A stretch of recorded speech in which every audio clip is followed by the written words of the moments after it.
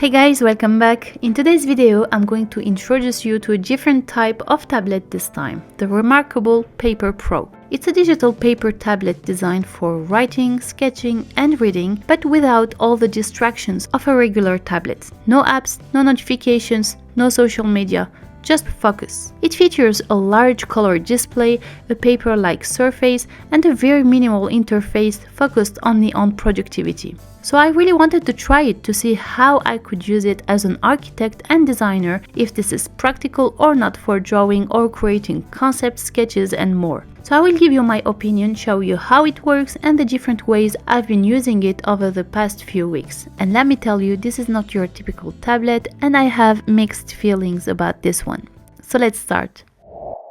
I didn't film the unboxing, but I remember the packaging being simple and clean. Inside the box you get a USB-C cable for charging, and depending on the version you choose, you will also get either the marker or the marker plus. Just keep in mind that they are sold separately. The standard marker costs around $49, while the marker plus is about $129. The main difference is that the marker plus includes an eraser on the back, just like a real pencil.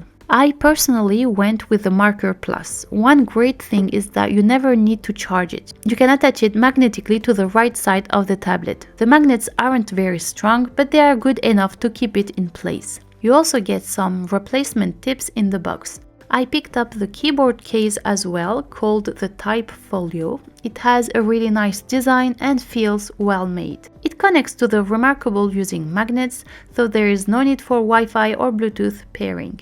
There is no battery either, you just snap it on and it works instantly. When the keyboard is attached, the device automatically switches to landscape mode, and when you close the folio, the keyboard disappears. It's all very clean and seamless. That said, it's not very cheap. The Type Folio costs around $199, and that's on top of the tablet and the stylus. So altogether, it does get quite expensive. So the first thing worth talking about is just how thin this device is. The body is made of aluminum, it feels very solid in the hand and lightweight enough. On the front there is a matte display with a paper-like film on top. It gives the surface a slightly rough, grainy texture instead of that typical smooth glass feel. It's actually designed to mimic real paper when you're writing on it.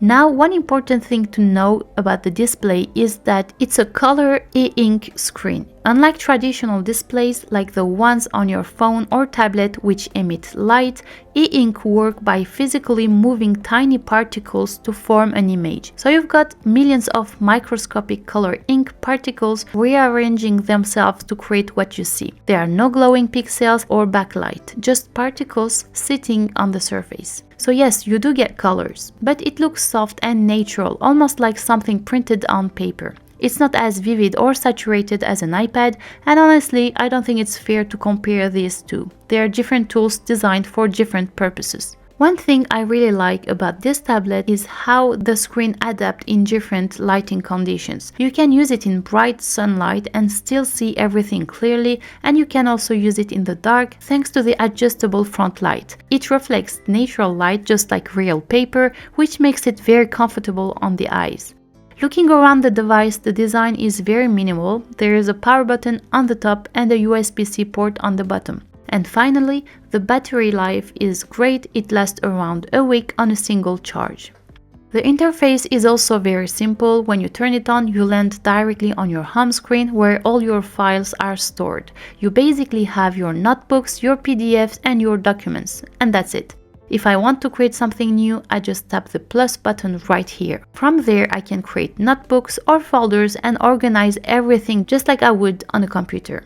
Then name your file, and if you want, you can choose a template that will be set as a background. We have a lot of templates here, by the way, different kind of grids and some sort of planners or to-do lists and more. Once the file is created, I can start writing or drawing. There are multiple pen types to choose from: fine liner, ballpoint, pencil, calligraphy, marker, and more. We can choose between thin, medium, and thick and decide on the color. It supports 9 base colors and you can blend them to create different shades. Again, it's not a full color screen like an iPad, but for sketching, annotating, and highlighting, it's great compared to the old grayscale only models. You can add text, erase content, and select or move elements around. You can also convert your handwritten notes into typed text, which is surprisingly accurate. So it works with a system of layers, which is good, and we can add up to 5 layers that you can merge or delete freely. Also, we can create multiple pages that you can see by tapping on this icon on the bottom left. When you write on it, there is a slight resistance on the surface, and that's what makes it feel like paper. The sound, the feel, everything. The marker is pressure sensitive. You can go from a light line to a bold stroke just by adjusting how hard you press, like a real pen or pencil. And if you're using the Marker Plus, you can simply flip it over to erase. Latency is also very low, so the ink appears almost instantly as you write. Overall, it feels very natural. Now, in terms of importing and exporting files, we can share our files with anyone by sending them by emails, and we can also sync everything to your phone or computer using their app. So for example, I can sketch something here and then access it later on my laptop, or I can send a PDF from my laptop and open it on the Remarkable and start sketching or writing on it right away. This is very practical and very fast. The device comes with a 1-year trial of Connect, which is the brand's cloud service. After the year, it's $299 per month or around $30 a year. It's interesting if you are planning to use it a lot, though I find it a bit annoying because for me this is a basic feature that should have been already in the price of the Remarkable itself. So here is how I have personally been using it. I've been using it to sketch initial concepts and quick site diagrams, and it's fantastic for that early design thinking phase where you just need to get ideas on paper. It's also really useful for reviewing plans, marking up drawings, or annotating reference documents.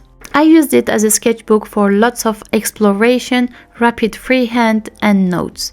And sometimes I just enjoy drawing on it. There is something about the feel that makes you want to use it. I will sketch something here, then send it over to my laptop or iPad afterward. Another nice thing is the distraction-free experience, which is actually the point of having this. There are literally nothing pulling your attention away. It's just you and your thoughts. For architects and designers, I think it's a great tool to help you think, sketch, and explore ideas more freely, especially if you easily get lost between different apps when drawing on the iPad, for example. That said, I couldn't call it a perfect drawing tool, and that's not what it's trying to be. If you want to doodle or make quick sketches, it works great, but for detailed final illustrations, it's not the right device. It's intentionally limited. The goal here is to focus, capture ideas, not producing finished artwork. It won't replace your laptop or your iPad, but it might replace your notebook or sketchpad on your desk. Now, when it comes to price, I do think it's expensive for what it offers. I understand why some people might find it worth it, but personally, I still use my iPad for most of my work and it works perfectly fine for me. I don't really get distracted on it since I keep social media and everything else on my phone. If you're an architect or designer who regularly sketches by hand, takes handwritten notes, or reviews drawings away from your desk, then the Remarkable could be a really valuable tool. But because of the premium price, I would say it's important to think about how much you will actually use it and whether it will genuinely improve your workflow. For students, for example, I think it can be very useful. It helps keep everything organized in one place and replaces multiple notebooks. So it's definitely worth considering. But again, the price makes you stop and ask, am I really going to use this enough to justify it? And that's it for this video. I can clearly say the Remarkable Paper Pro is very interesting. It's simple, it's clean, it's well designed, and it does well what it's supposed to do. Let me know what you think, and if you ever had one Remarkable, please let me know your experience with it. If you have any questions, you can ask them in the comment section below, and I will see you in the next video. Bye!